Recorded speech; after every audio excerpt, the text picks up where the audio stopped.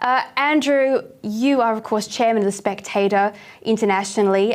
Can you please explain to our new viewers of Spectator TV why the Spectator is so important to be part of these discussions? And also, as someone who is international, we've been told repeatedly that the world is judging Australia and its choice in The Voice. Is anybody actually watching us?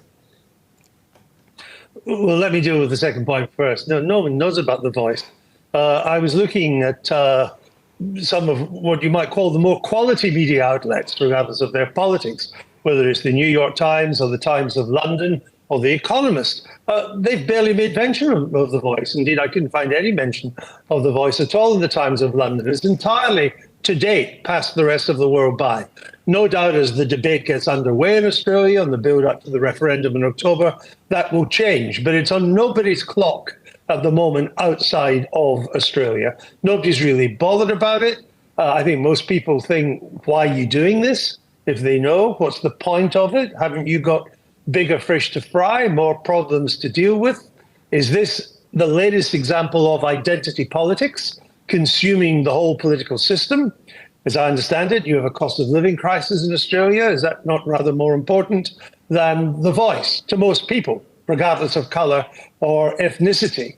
And it also seems to me, at a time when actually we've made great strides. Certain countries, Australia, Britain, other countries have made great strides towards a multiracial, or in some ways a non-racial society. Look at Britain, Hindu Prime Minister, married to an Indian, a Buddhist Home Secretary, a Black Foreign Secretary, all of them going to the coronation. The First Minister of Scotland of South Asian descent, the leader of the Labour Party in Scotland of South Asian descent, the chief rabbi staying with the king on the night before the coronation in Buckingham Palace so he doesn't have to travel on the Sabbath. I mean, if that isn't the makings of a society at ease with itself, I don't know what is.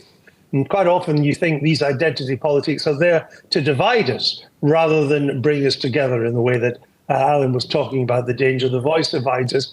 As for the Spectator's role in all this, I think Australia is not alone in this, but when it comes to the media, it's pretty much a one-party state now.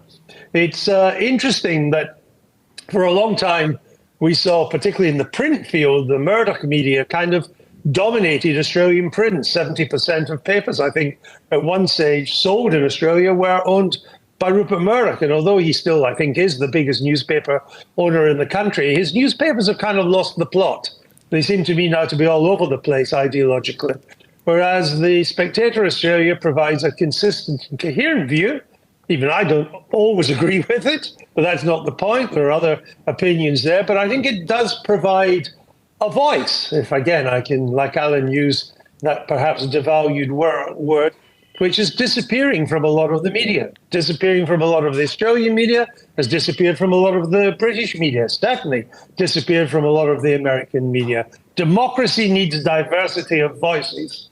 And I think that's one reason why in the run-up to the referendum, Spectator Australia hopes to play a major role.